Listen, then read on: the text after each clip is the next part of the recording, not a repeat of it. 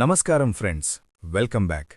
మనం ఎప్పుడూ వింటూనే ఉంటాం కదా, ఇరాన్ న్యూక్లియర్ బాంబ్ చేయడానికి ట్రై చేస్తుంది, వరల్డ్ మొత్తం వాళ్లమీద శాంక్షన్స్ వేస్తుంది అని. బట్ సర్ప్రైజ్ సడెన్గా ఒక న్యూస్ బయటకు వచ్చింది. అది జస్ట్ న్యూస్ కాదు, it's a geopolitical earthquake. News ఏంటంటే, Saudi Arabia nuclear threshold cross చేసేసింది. డైరెక్ట్గా చెప్పాలంటే, సౌదీ దగ్గర ఇప్పుడు న్యూక్లియర్ బాంబ్ ఉంది. ఇదేదో గాలిమాట కాదు.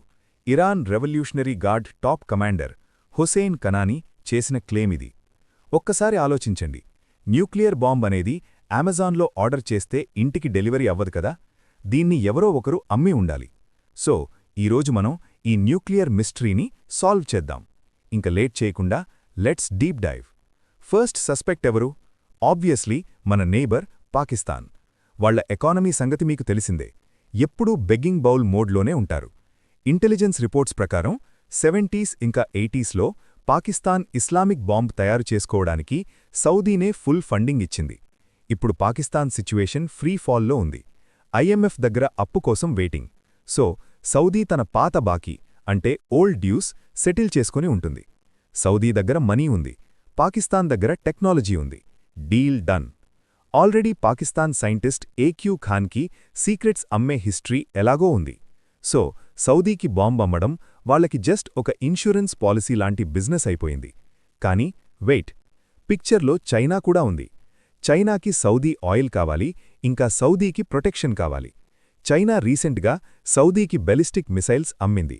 అవి న్యూక్లియర్ వార్హెడ్స్ని క్యారీ చేయగలవు. కామన్ సెన్స్ యూజ్ చేయండి.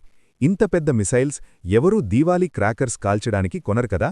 రిపోర్ట్స్ ఏమంటున్నాయంటే, చైనా రియాద్ దగ్గర యెల్లో కేక్ అంటే యురేనియం ప్రాసెసింగ్ సీక్రెట్ ఫెసిలిటీస్ కూడా కట్టిందంట. ఇండియా యొక్క IMEC ప్రోగ్రామ్ స్టార్ట్ అయ్యే లోపల చైనా అక్కడ తన గ్రిప్ స్ట్రాంగ్ చేసుకోవాలని చూస్తుంది. సౌదీకి బాంబ్ వస్తే చైనాకి పండగే, ఇంకా పాకిస్తాన్ మీద డిపెండెన్సీ కూడా పోతుంది. ఇప్పుడు మీకు డౌట్ రావచ్చు, USA ఇంకా ఇజ్రాయెల్ ఎందుకు సైలెంట్గా ఉన్నారు? వాళ్ల మెయిన్ ఎనిమీ న్యూక్లియర్ వెపన్సే కదా. వెల్ ఫ్రెండ్స్, జియోపాలిటిక్స్లో enemy's enemy is a friend. USA ఇరాన్తో ఫైట్ చేసి విసిగిపోయింది. వాళ్ల కొత్త ప్లాన్ ఏంటంటే, ముస్లింని కొట్టుకుంటే మన హ్యాండ్స్ క్లీన్గా ఉంటాయి. ఒకవేళ సౌదీ దగ్గర బాంబుంటే ఇరాన్ మీద స్ట్రైక్ చేయడానికి USA ఇజ్రాయెల్ ముందుకు రావాల్సిన అవసరం లేదు, సౌదీయే హ్యాండిల్ చేసుకుంటుంది. గుర్తుందా, డొనాల్డ్ ట్రంప్ ఏమన్నారు? We want something to be done from Pakistan in the Middle East. Maybe Pakistan నుంచి సౌదీకి బాంబ్ ఇప్పించడం వెనక రియల్ స్కెచ్ ఇదే ఏమో. కానీ ఈ గేమ్ ఇక్కడితో అయిపోలేదు, ఇది జస్ట్ స్టార్టింగ్ మాత్రమే. ఒకవేళ సౌదీ దగ్గర బాంబ్ కన్ఫర్మ్ అయితే టర్కీ ప్రెసిడెంట్ ఎర్దోగాన్ అంటారు, నాకు కూడా కావాలి. ఈజిప్ట్ కూడా లైన్లో నిలగడుతుంది. ఇమాజిన్ చేయండి, మిడిల్ ఈస్ట్లో 5-6 కంట్రీస్ దగ్గర న్యూక్లియర్ వెపన్స్ ఉంటే ఎలా ఉంటుందో. చిన్న మిస్కాల్క్యులేషన్ జరిగినా లేదా ఒక ఫాల్స్ ఫ్లాగ్ అటాక్ జరిగినా బూమ్, టోటల్ రీజియన్ ఒక టికింగ్ టైమ్ బాంబ్లా మారిపోతుంది. మనకిది ఒక నైట్మేర్ సినారియో. ఎందుకు?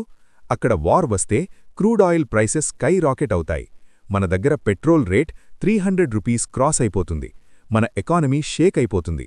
ప్లస్ మన కరోడ్ల మంది బ్రదర్స్ అండ్ సిస్టర్స్ అక్కడ వర్క్ చేస్తున్నారు. వాళ్ల సేఫ్టీ సిచ్యువేషన్ ఇమాజిన్ చేసుకోండి. జియోపాలిటిక్స్లో నిప్పులేనిదే పొగరాదు. సౌదీ దగ్గర మనీ ఉంది, చైనా నుంచి డెలివరీ సిస్టమ్, పాకిస్తాన్ నుంచి బాంబ్. పజిల్ పీసెస్ పర్ఫెక్ట్గా సెట్ అవుతున్నాయి. మీకు ఏమనిపిస్తోంది? ఈ న్యూక్లియర్ మిడిల్ ఈస్ట్ వరల్డ్కి డేంజరా కాదా? కింద కామెంట్ చేసి చెప్పండి. వీడియో ఇంట్రెస్టింగ్గా అనిపిస్తే ఫ్రెండ్స్కి షేర్ చేయండి, నాలెడ్జ్ స్ప్రెడ్ చేయండి.